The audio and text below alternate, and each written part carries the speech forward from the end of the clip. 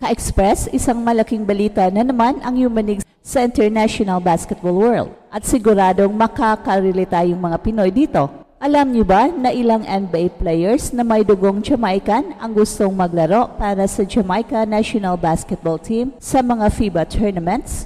Kasama dito sina Scottie Barnes ng Toronto Raptors, Devin Vassell ng Spurs, Isaiah Stewart ng Pistons, pati na ang sensational Thompson Twins, sina Amen at Osar. Pero teka lang, may problema dapat dito. Hindi sila eligible ayon sa FIBA rules. Paano ngayon to? Pinapayagan? Yan ang tanong na gustong-gusto nating malinawan. So Ka-Express, dahil kung sila ay pwede, bakit si Jordan Clarkson hanggang sa ngayon hindi pa rin pwedeng maging local para sa Gilas Pilipinas? At kung may pag-asa pala ang mga ganitong sitwasyon, ibig sabihin ito, pwede rin pala magsama sina Jordan Clarkson at Jalen Green bilang mga local players ng Pilipinas sa FIBA. Mind-blowing kung totoo, di ba? Pero wag tayong magmadali. I-dissect muna natin ang galaw ng Jamaica para makita natin kung paano nila nilalabanan ang FIBA rules at kung paano natin pwedeng sundan ang yapak nila. Ayon kay Daniel Blake, isang respetadong Jamaican sports analyst mula sa Jamaica Observer, ang #1 daily newspaper sa kanilang bansa, may mga usapan na raw na mga nangyayari sa likod ng kamera. Tila patuloy ang negosasyon sa pagitan ng Jamaica Basketball Federation at ng ilang NBA stars na may Jamaican blood. Yes, Ka-Express, may plano raw sina Scottie Barnes, Isaiah Stewart at Devin Vassell na magsuot ng Jamaica jersey sa mga upcoming FIBA events.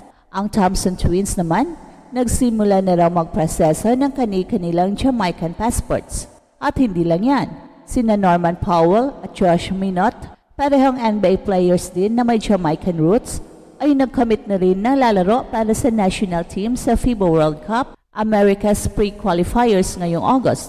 Ang catch, lahat sila ay ipinanganak sa Amerika. Lahat sila walang Jamaican passport bago mag-16 years old. Pareho ng sitwasyon ni Jordan Clarkson at Jalen Green. So paano nangyari to? Paano sila nakakalusot? Paano sila pinapayagan kahit sa rulebook ng FIBA? Malinaw na kailangang makakuha ng passport before turning 16 years old bago matawag kang local. So dito papasok ang tinatawag na exemption ng FIBA. Sa isang press conference sa Jamaica, ipinakilala ng team president na si Paulton Gordon ang Thompson Twins bilang bahagi ng kanilang programa. Ayon sa kanila, gusto raw talaga ng mga NBA players na ito na maglaro for Jamaica. Pero kahit gusto nila, hindi pa raw ito posible as of now. Pero Ka-Express, ang twist yan, ay sinimula na nila ang proseso ng pagkuha ng Jamaican passport at ilalapit ang kaso sa FIBA para humingi ng exemption sa passport before 16 rule.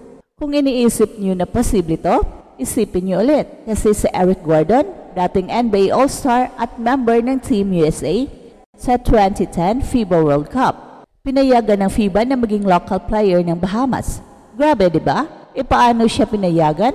Kahit mas grabe ang conflict niya sa rule. Simple lang. Gumamit ang Bahamas ng Basketball Development Clause ng FIBA.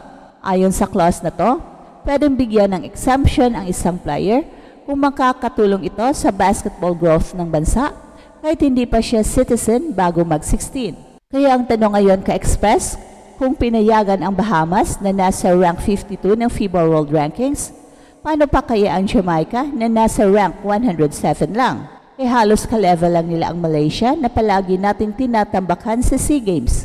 At kung makakalusot ang Jamaica, hindi ba't mas may karapatan tayong mga Pinoy na humiling din ng exemption para kina Jordan Clarkson at Jalen Green? At kung payagan nga ang Jamaica, magiging precedent yan para sa atin. Pero eto ang twist. Isa sa mga dahilan kung bakit hirap ang Pilipinas na gumamit ng basketball development argument ay dahil matagal nang established ang basketball culture natin. Ang PBA, pangalawa sa pinakamatandang pro basketball league sa buong mundo, sunod sa NBA. Kaya sa mata ng FIBA, hindi na tayo developing nation pagdating sa basketball. Hindi pwedeng sabihin ng SBP na kailangan natin ng tulong para sa grassroots development. Pero Ka-Express, hindi ba pwedeng ibang approach naman ang gamitin? Ang Jamaica proactive, sinimulan agad ang proseso, nagpakita ng intensyon, nagbuo ng case at may suporta mula sa kanilang gobyerno at basketball officials. Tayo ba? Hanggang labi lang ba talaga? Kung gusto natin na magsama sa gilas sina Jalen Green at Jordan Clarkson bilang local, ngayon ang tamang panahon para muling umaksyon. Hindi lang pakiusap, kailangan ng legal preparation, documentation at concrete case sa FIBA na makakatulong sa buong basketball ecosystem ng Pilipinas. Imagine mo na lang ka-Express, 2027 World Cup, Gilas Pilipinas starting 5, Jordan Clarkson, Jalen Green, Kai Soto, Justin Brownlee as naturalized, at Carl Tamayo. Boom!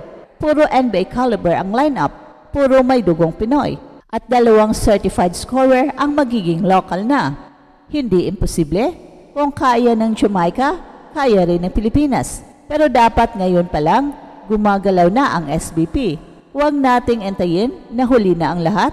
Tandaan nyo ang FIBA ay may discretion, pero kailangang may effort at tamang argumento.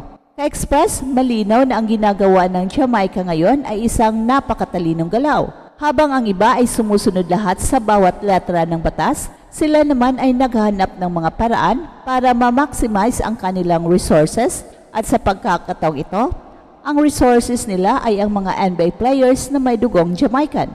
Hindi sila tumitigil sa pagsubok kahit pa alam nilang mahirap ang proseso. At ang pinaka-importanting aral dito, hindi sapat ang talento ng players kung walang strategic, agresibong galaw mula sa Basketball Federation ng isang bansa. Pero sa kabilang banda, hindi naman maiwasang ikumpara ang sitwasyon sa Pilipinas. Matagal na nating hinahangad na maging local si Jordan Clarkson. Paulit-ulit ang lobbying, paulit-ulit ang pakiusap, pero hanggang ngayon, wala pa ring malinaw na sagot. Habang ang ibang bansa ay gumagalaw, tayo parang umaasa pa rin sa awa ng FIBA. Masakit man aminin, pero parang nauunahan na tayo ng mas maliit na bansa pagdating sa diplomatic at legal strategies. So ngayon ka-Express, kung totoo ngang makalusot ang Jamaica, wala na tayong ibang dapat gawin kundi kumilos. Hindi na pwedeng palampasin ang pagkakataong ito. Kung seryoso tayo sa pagkakaroon ng pinakamalakas na Gilas lineup sa kasaysayan, Jordan Clarkson at Jalen Green bilang local, ngayon na ang oras para simulan ang laban. Hindi imposibleng mangyari, pero kailangan nating ipaglaban. Ang tanong, handa na ba ang SBP? Handa na ba ang Pilipinas? At tayong mga fans, suportado ba natin ang ganitong galaw? Abangan natin ang susunod na kabanata ka-Express dahil dito sa Express Info, bawat kwento, ginulat ang mundo. And don't forget to like and subscribe.